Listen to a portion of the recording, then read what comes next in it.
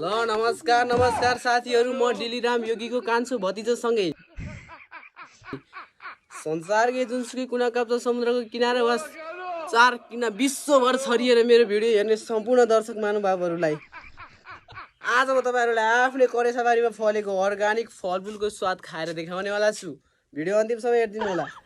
मसँग रहेको छ आफ्नै करेसाबारीमा फलेको उखु र आफ्नै घर छेउमा फलेको यो रायोको साग र आफ्नै करेसाबारीमा फलेको यो केरा र आफ्नै वीर पाखा पखेरामा फलेको यो अमला र आफ्नै हातले रोपेको यो इँखको दाना। यो सम्पूर्ण कुराहरु चाखेर देखाउनेवाला छु। तपाईहरु भिडियो अन्तिमसम्म हेर्दिनु होला। सुरुमा चाहिँ म आफ्नै वन पाखा पखेरामा फलेको अमलाको स्वाद खाएर देखाउनेवाला छु। हेर्नु होला। एकदमै मिठो स्वादसँग